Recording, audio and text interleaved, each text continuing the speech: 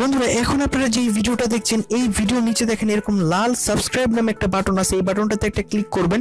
Click করার পর এখানে দেখতে পাচ্ছেন যে একটা বেল আইকন চলে আসছে। এই বেল আইকনটাতে একটা ক্লিক করে দিবেন এবং এই ভিডিওটাতে একটা লাইক করে দিবেন। জাস্ট সিম্পলি এখানে একটা ক্লিক করবেন। ক্লিক করার পর কমেন্ট বক্সে চলে যাবেন এবং এখানে গিয়ে লিখবেন যে নাইস টিপস, এটা লিখে কমেন্ট করে দিবেন।